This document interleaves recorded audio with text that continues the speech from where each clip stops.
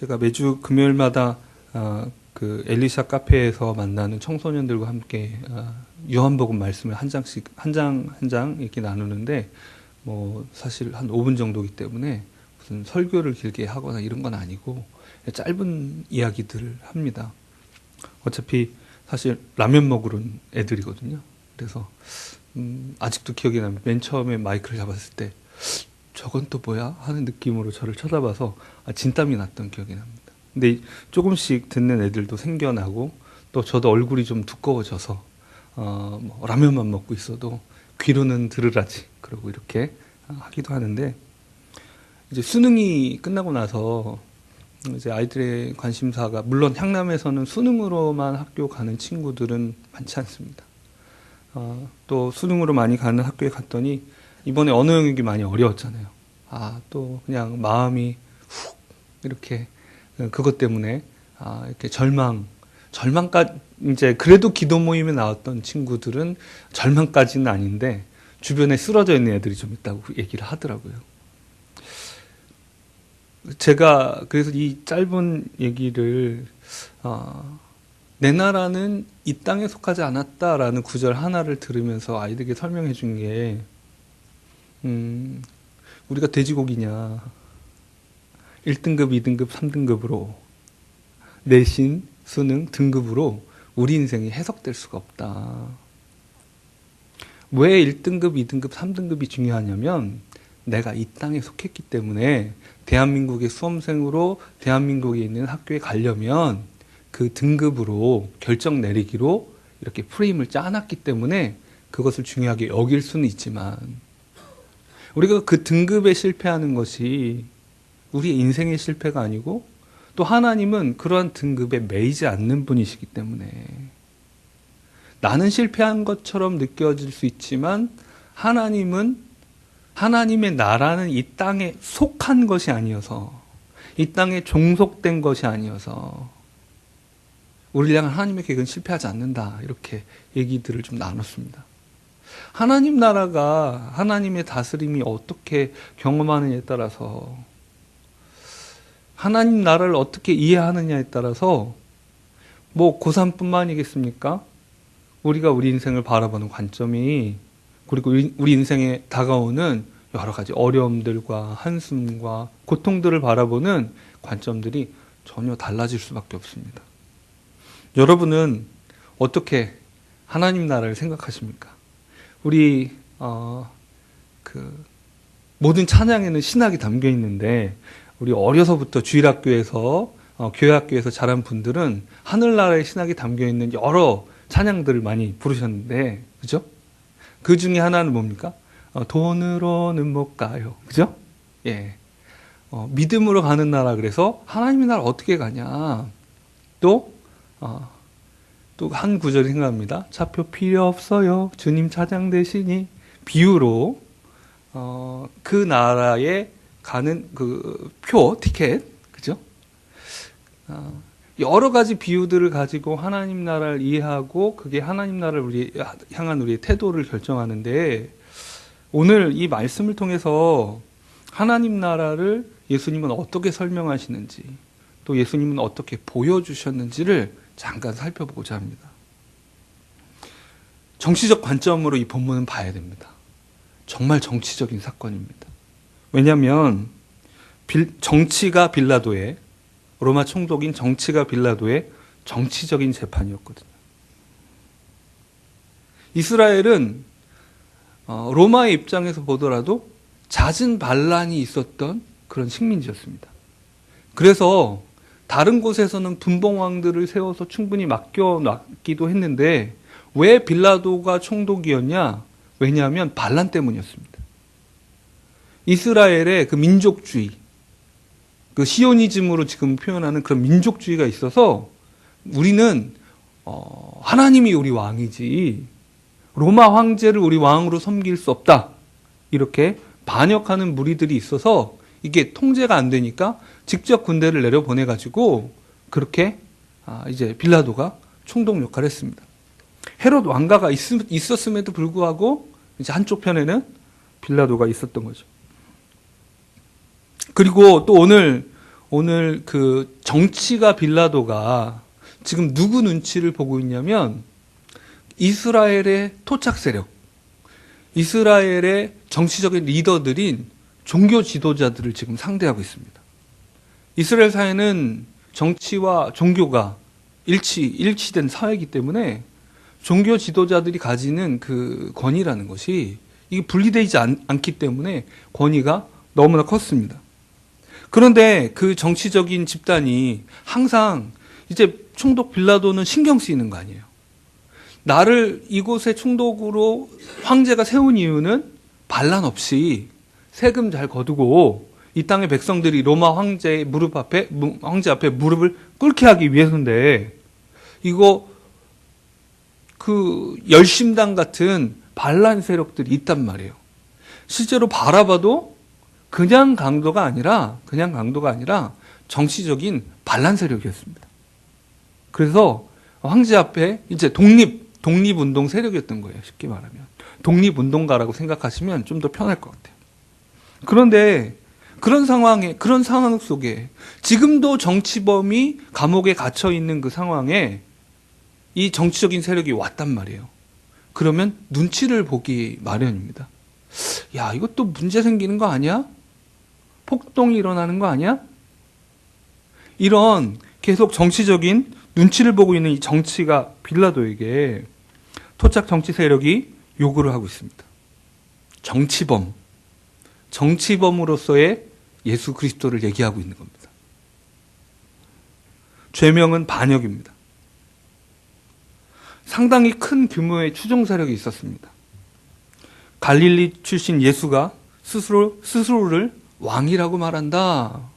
오늘 본문에 다 나오진 않습니다만 전후에 계속 그가 스스로를 왕이라고 하기 때문에 안 되겠다. 야, 너희의 왕이면 너희가 알아서 해 라고 빌라도가 오늘 본문 뒤에 얘기할 때 대제사장들이 우리의 왕은 황제뿐입니다 라고 얘기합니다. 종교인들이 그 당시에 하나님만 우리의 왕이라고 얘기하던 사람들이 로마 황제가 우리의 왕이라고 총독 앞에서 얘기한다는 게 대단한 사건이거든요. 그렇게까지 얘기하니까 로마 총독 빌라도가 아무 말 못하고 그냥 십자가에 내주고 맙니다. 그 당시 최근에 예루살렘에 예수님이 입성할 때 예루살렘 시민들이 종려나무 가지를 바닥에 깔면서 다윗의 자손이요. 여러분, 이 상황이 얼마나 정치가 빌라도에게 위협적인 상황이었겠습니까? 몰랐겠습니까? 알고 긴장했을 거예요. 정치적 리더로서 그를 기대했습니다. 당장 제자들도 기대했어요. 제자들도 다퉜잖아요. 예수님의 나라가 세워질 때, 예수 왕국이 세워질 때 그 왕국에서 내가 한 자리 차지해야 되겠다. 그렇게 생각하는 즉시로 옆에 있는 제자들이 정치적인 라이벌들이 된 거예요.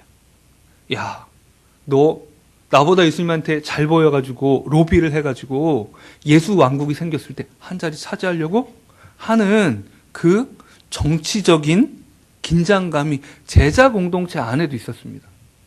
당연히 예수님에게서 오병이어 떡과 물고기를 풍족하게 얻어먹은 백성들은 뭘 기대하겠습니까? 예수 왕국. 왕이 매 끼니 아니면 주기적으로 하늘을 향해서 떡을 들고 그리고 물고기를 들고 축복하면서 자, 줄을 서라. 나의 왕국의 백성들이여. 이렇게 하기를 바라는 거죠. 사로잡아 왕으로 삼고자 했다. 이런 표현들이 나옵니다.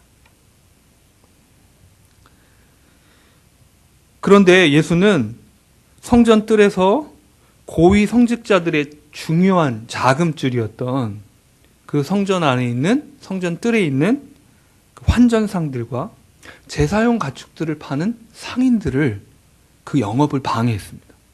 다 뒤집어 엎었습니다. 모든 상황들을 알고 있었을 빌라도라면 지금 이 제사장 무리, 이 한 무리의 정치적 리더들과 신흥 정치 리더로서, 잠재적인 정치 리더로서 예수 그리스도가 부딪히고 있다고 당연히 생각할 수밖에 없죠.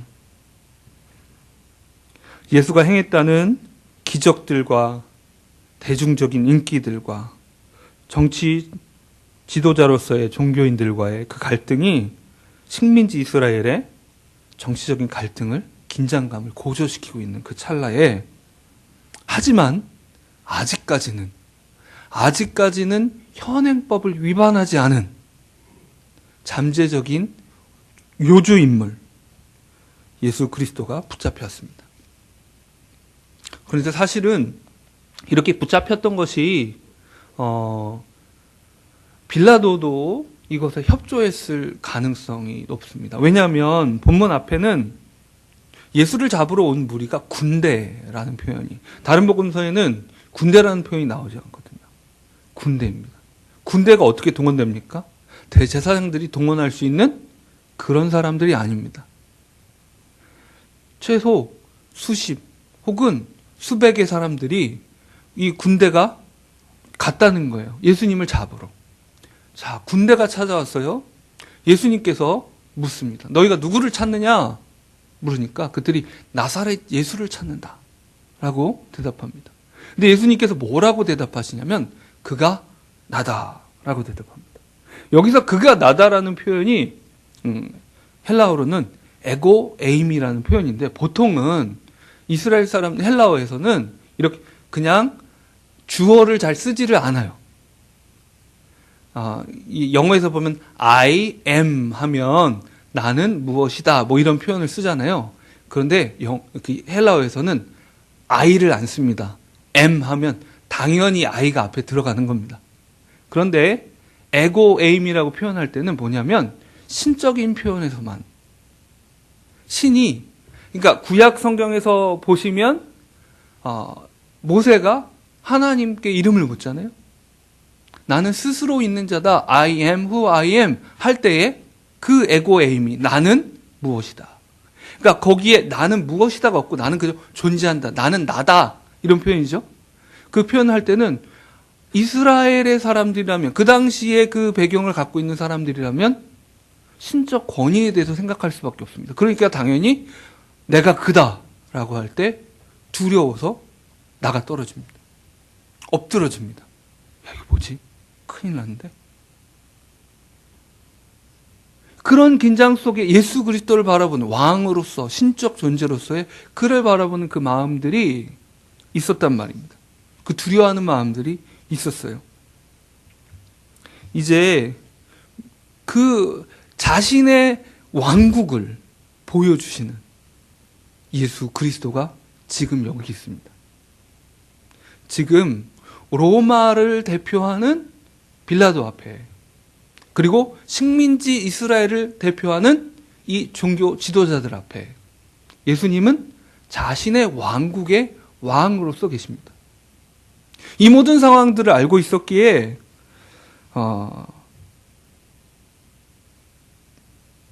빌라도는 대화로 보면 뜬금없어 보이는 질문을 하게 됩니다. 그 질문이 바로, 우리 한번 읽어볼까요?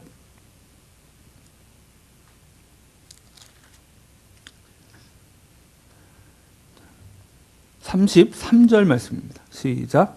이에 빌라도가 다시 관정에 들어가 예수를 불러 이르되 내가 유대인의 왕이냐.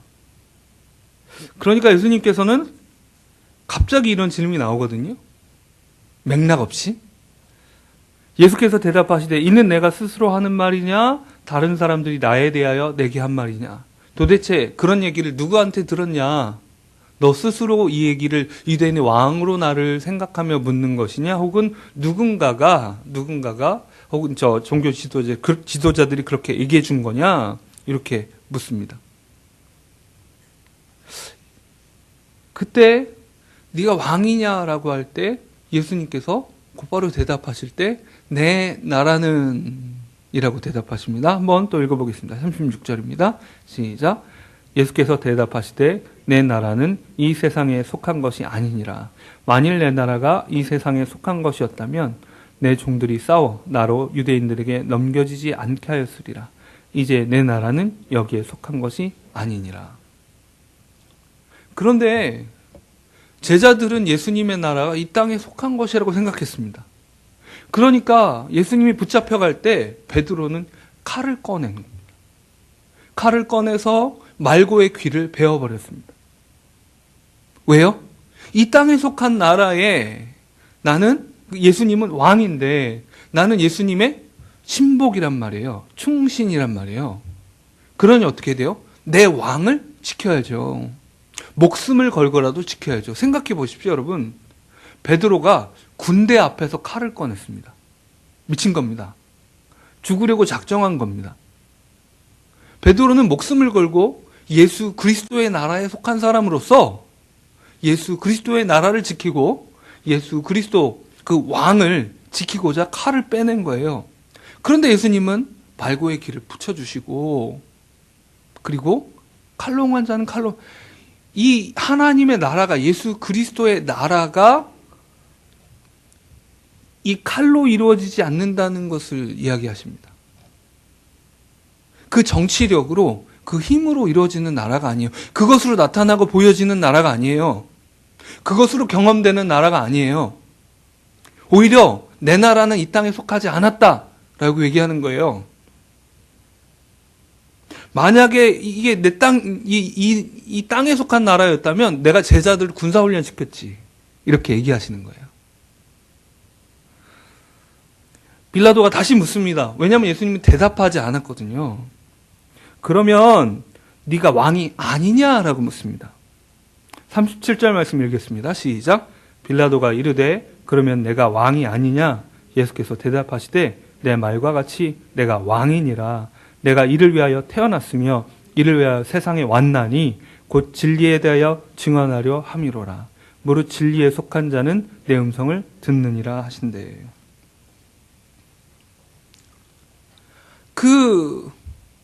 이 땅에 그리스도의 나라가, 하나님의 나라가 속하지 않았다는 것을 알자마자, 경험하자마자, 예수님이 속하지 않았다 말씀해 주시지 않았지만 베드로에게 경험하자마자 베드로에게 나타나는 반응은 뭡니까? 예수님은 내가 그다라고 대답하시죠. 그리고 이 전에 17장까지의 그 예수님의 기도는 쉽게 말하면 자기 백성들을 위한 왕의 기도입니다. 내 백성들을 보존해 주십시오. 그들 통해서 또다시 탄생하게 될 나의 백성들을 붙잡아 주십시오라는 그런 기도들이에요. 그들이 하나 되게 해주십시오. 이런 기도들인데, 이제 베드로는 칼을 꺼냈는데 안 되니까 어떻게 해요? 예수님은 내가 그다 대답하시고, 너희가 나를 잡으러 왔으면 내 제자들은 가게 해라. 내 제자들은 놓아서 가게 해라. 라고 말씀하세요. 이 가게 하라 라는 표현이 어디에서의 표현과 같냐면 죽은 나사로 있잖아요. 예, 죽은 나사로를 풀어 다니게 해라 라고 말씀하실 때 그 예수님의 그 표현과 같은 표현입니다. 풀어 그러니까 예수님은 자기 백성들을 놓아주기 위해서, 풀어주기 위해서, 사망에서, 죽음에서 놓아주기 위해서 오셨죠. 그리고 나를 잡으러 왔으면 나를 잡지, 나의 제자들은 놔줘라 라고 얘기하시는 거예요. 그리고 예수님만 붙잡혀 갔습니다. 그런데 이 땅에 속한 방식으로 그 나라가 세워지고 지켜지지 않는다는 사실을 확인하자마자, 내가 만져지는, 나에게 조작 가능한 방식으로 예수 그리스도의 나라가 성취되거나 지켜지지 않는다는 사실을 확인하고 나서 이제 베드로가 흔들리는 거죠. 그리고 베드로가 나는 그가 아니야 라고 고백합니다. 헬라어 표현에는 예수님은 내가 그다 라고 했으면 딱 그 부정사 not처럼 그것만 딱 붙여가지고 나는 아니야.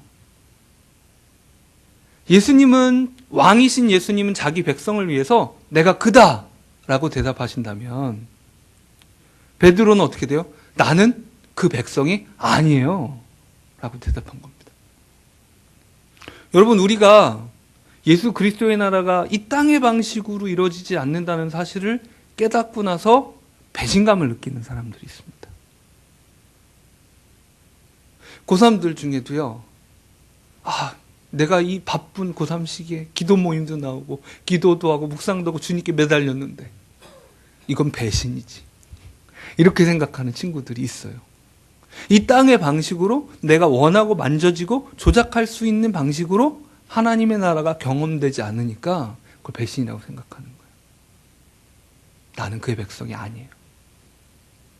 하나님 나라를 우리가 어떻게 이해하느냐가 너무나 중요하다는 사실 아시겠죠?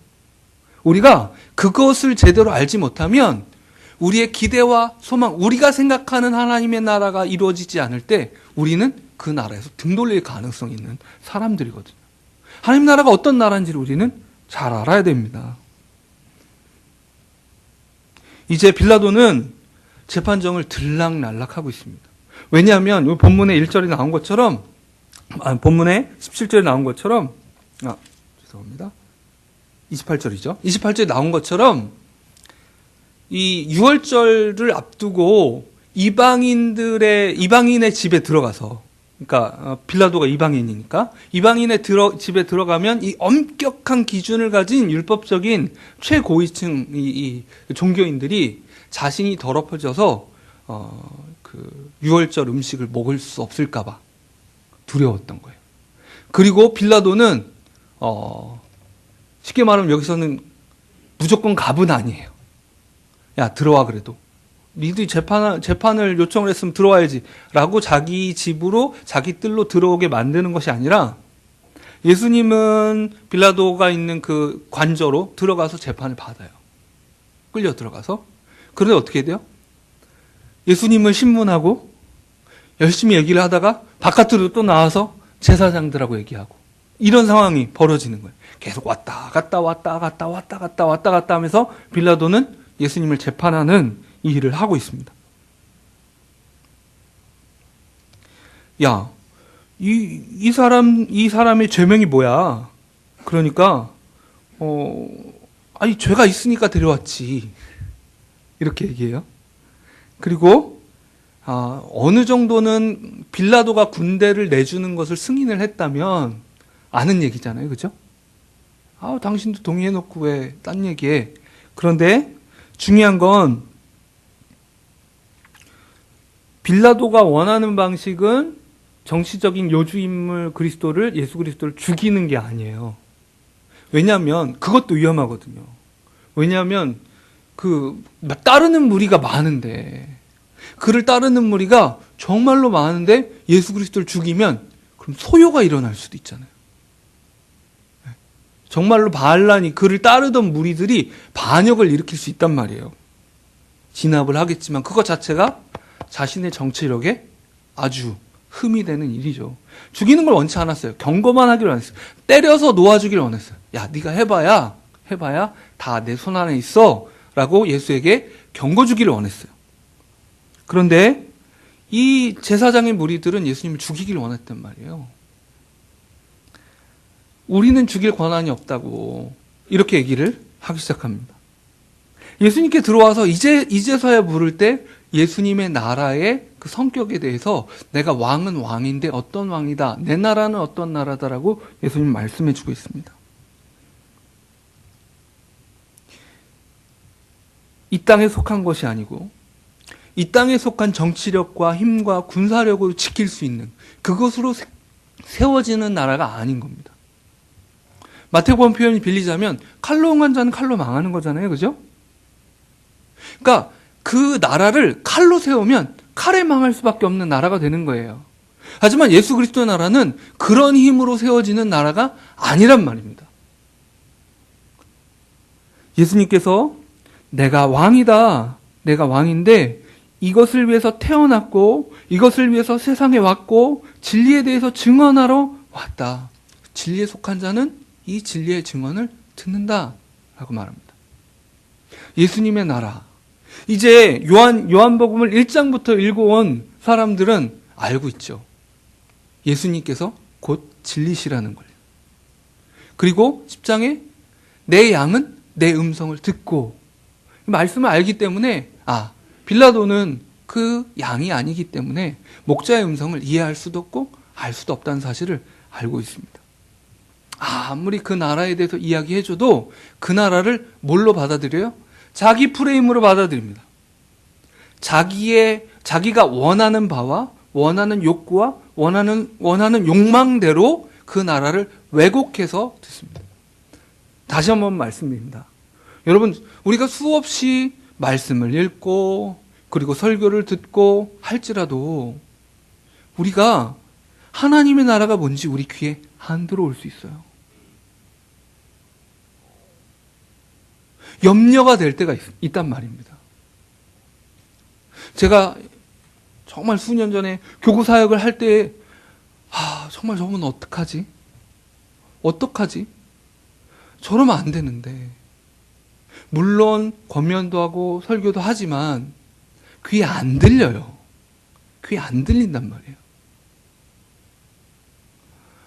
그냥 말로 설명이 되지 않아요. 하나님 나라, 하나님의 말씀이 주어져도 그 나라가 내 프레임 속에 갇혀 있어요. 내가 원하는 방식대로 작동하는 나라인 것 같아요. 내가 원하는 힘이 그 안에 주어져야 되고 내 문제가 해결돼야 돼요.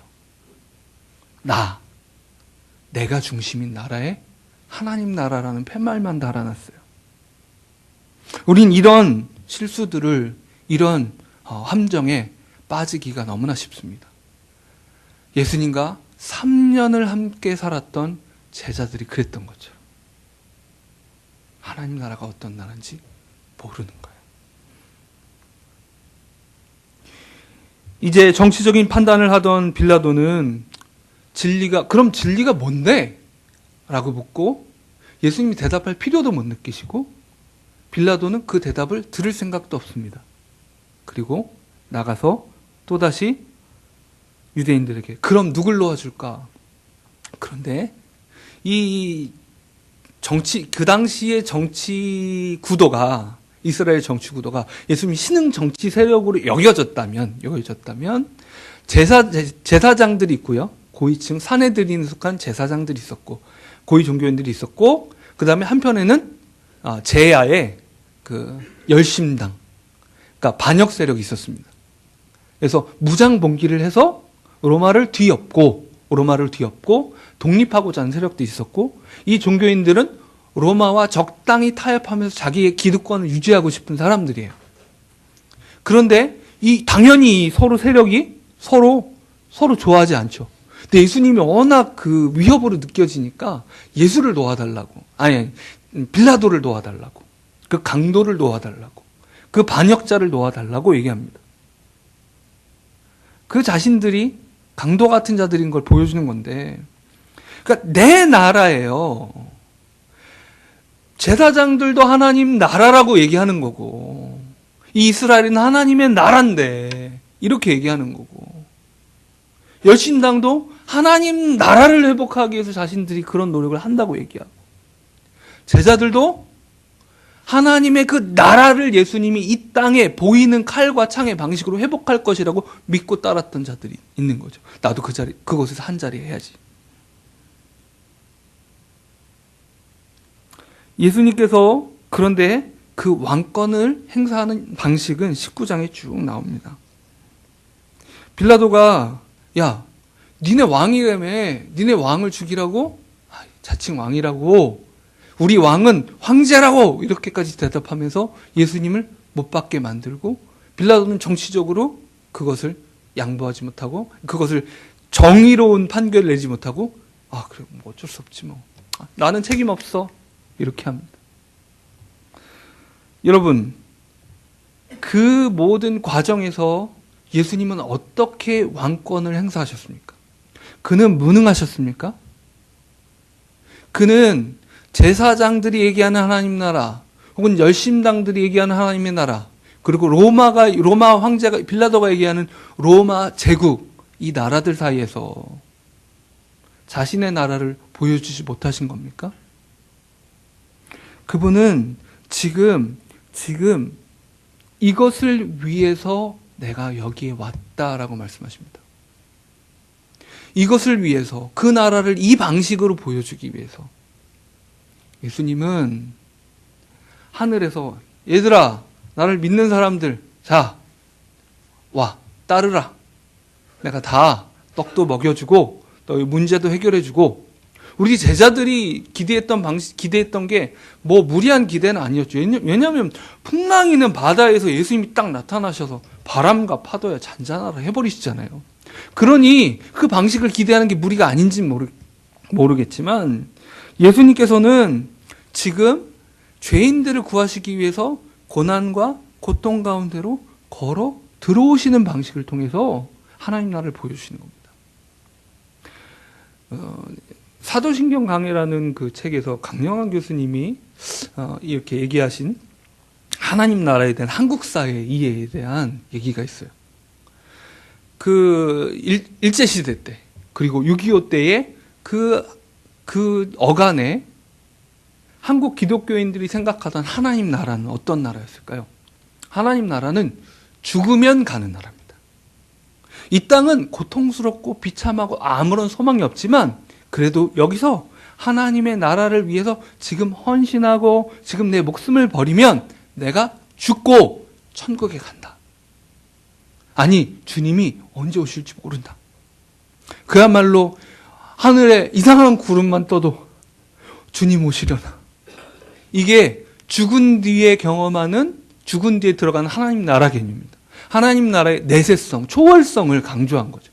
그것을 통해서 이 땅의 고통 가운데 있지만 그래도 영원한 하나님 나라에서는 눈물도 없고 고통도 없는 그 나라가 우리를 기다리고 있다 생각하면서 신사들이 붙잡아가서 신사참배 안 한다고 신사참배에 거부했다고 손톱을 뽑고 뼈를 꺾고 하는 그 모든 고난 가운데서 뭘 바라보는 거예요?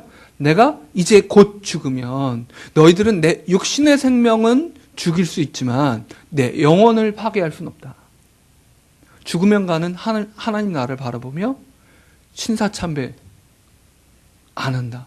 거부하고 그렇게 살아갔던 그 정신이 있었습니다. 그런데 그 이후에 한국전쟁 이후에 그 고통스럽고 비참한 현실 속에서 새로운 신학적 이해들이 나타나기 시작했습니다. 지금 죽으면 경험하는 하나님 나라가 아니라 지금 여기서 경험하는 하나님 나라. 지금 여기 이 가난 속에서, 이 질병 속에서, 이 아픔 속에서 경험하는 하나님 나라. 어떻게 경험해야 그럼 경험하는 겁니까? 내 병이 치료되고 내 이 가난함에서 하나님이 공급해 주시는 것으로 오병이어처럼 공급해 주시는 것처럼 153마리의 물고기를 공급해 주시는 것처럼 공급해 주시는 것을 통해서 나를 이 가난의 절망으로부터 건져내시는 지금 여기서 경험하는 하나님 나라에 대한 개념들이 등장하기 시작했어요. 그리고 지금 여기서 경험하는 하나님 나라에 대해서 이야기할 때 당연히 회복된 깨닫게 된 신학적인 중요 주제가 성령님이었습니다. 성령님께서 지금 여기서 하나님 나라를 경험케 하시는 분이시다. 순복음 교단을 중심으로 해서 우리나라에 지금 여기서 이 고통 가운데서 나를 건지시는 하나님, 해결하시는 하나님, 이 아픔을 치료하시는 하나님, 그리고 하나님은 실제로도 그것을 원하셨어요. 많은 기도 응답들이 있었습니다. 그런데 죽으면 경험하는 하나님의 나라는 어때요? 이 땅에서 하나님 나라를 경험할 수 없다는 걸 전제로 해요. 자, 그러면 두 번째 패러다임에 지금 여기서 하나님 나라를 경험하되 문제가 해결되고 치유되면 경험되는 하나님 나라는 어때요? 여전히 불치의 병에 걸려 있고 여전히 가난한 사람은 하나님 나라를 경험한 게 아닌가요? 버림받은 자인가요? 부채의식을 가져요. 나는 믿음이 약해서. 나는 하나님이 나는 저 사람처럼, 저 간증하고 다니는 저 사람처럼 저러지 못해서 끊임없이 부르짖습니다. 하나님, 제발 나도 하나님 나라를 지금 여기에서 경험하게 해주십시오. 나의 이 고통과 한숨으로부터 나를 좀 건져주시는 방식으로 하나님 나라를 내가 맛봐야 되겠습니다. 그런데 하나님 나라는 그렇게만 경험되는 나라입니까? 지금 여기서 경험되지만 예수 그리스도께서는 지금 그 왕권을 어떻게 행사하세요? 그 고통을 끌어안는 방식으로 행사하세요. 그가 비참해지는 방식으로. 실제로 19장에 보면 빌라도가 시켜가지고 가시면류관을 씁니다. 왕이 써야 될 면류관 대신에 가시 면류관을 써요. 왕의 상징인 면류관이지만. 홍포를 입습니다. 그리고 나서 어떻게 돼요? 때려요. 예수 그리스도를 유대인의 왕이다 라는 편말을 세우고 그를 십자가 위에 못 박습니다. 그가 왕으로 드러나는 방식, 유대인의 왕으로 드러나는 방식이 바로 십자가였습니다. 왜요? 그 십자가를 통해서 하나님 나라가 이 시궁창 같은 현실 가운데로 찾아오는 겁니다. 여러분, 하나님 나라는 죽어서 가는 나라가 아닙니다. 죽어서 온전히 누리게 되는 나라가 맞지만 예수님 뭐라고 얘기하셨어요? 회개하라, 천국이, 하나님의 나라가 가까웠느니라. 하나님 나라는 지금 여기 찾아오는 나라입니다. 하나님 나라는 지금 여러분이 있는 그 현실 속에 찾아옵니다. 문제가 해결됨으로써만 찾아오는 것이 아니라 그리스도가 십자가를 지심으로 찾아옵니다. 그리스도가 십자가를 지심으로 바로 이 죄의 시궁창이 하나님 나라가 십자가를 통해 찾아옵니다. 예수님은 그리고 그 제자들에게 다시 부활하시고도 말씀하십니다. 따라오라고.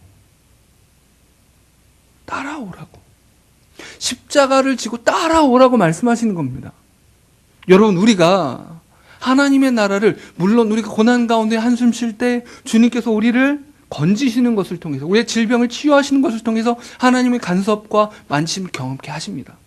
그러나 또한 하나님께서는 우리를 또 다른 방식으로 하나님 나라를 경험하도록 부르십니다.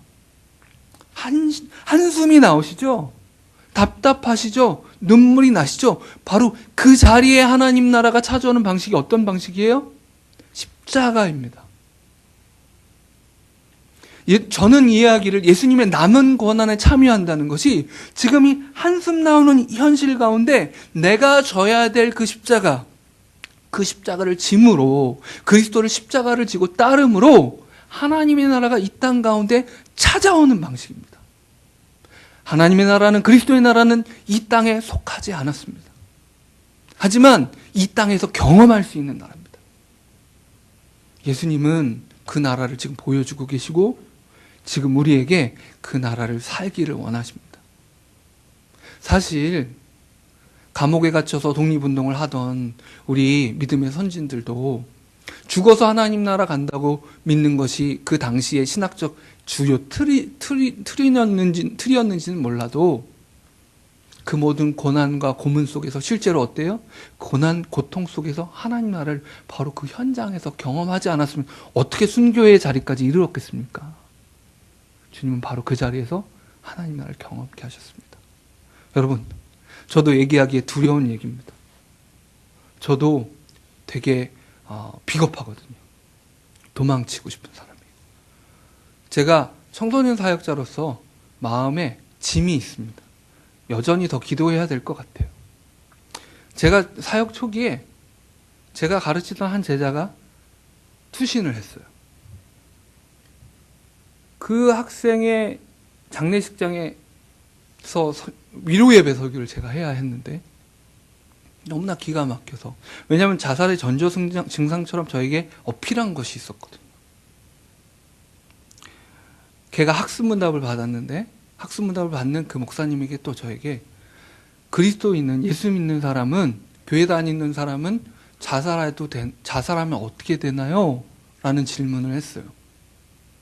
안 되지. 자살하면 안 되지. 그 아이가 겪고 있는 정신적인 질환에 대해서도 제가 제대로 분별하지 못했고, 학교에서 왕따인 상황에 대해서도 알지 못했고, 그리고 이복 형제들과 함께 살아가는 그 마음의 짐도 전혀 알지 못했습니다. 그 일이 있은 후에 제가 장례식 가는 것이, 아니요, 교구 사역을 하면서 수많은 장례식에 갔는데 어린 아이들의 장례식에 가는 것이 두려워졌습니다.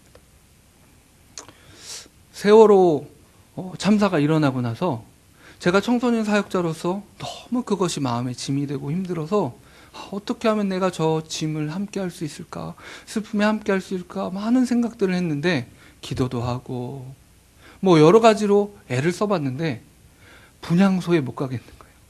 사진이 걸려 있을 텐데 못 보겠어요. 사실은 정확히 말씀드리면 저는 그게 두려워서 못 가는 것도 몰랐고 발걸음이 그저 떨어지지 않았습니다. 못 갔어요. 나중에 한 2년 정도 지나고 나서 세월호 유가족이 있는 그 자리에 갔어요. 근데 그 전에 제가 선교사님 한 분을 만나서 아주 큰 위로를 받았습니다. 이것이 우리가 십자가를 지는 방식이라고 여겨져서 여러분이 소개하고자 합니다. 아프리카 선교사님이었어요.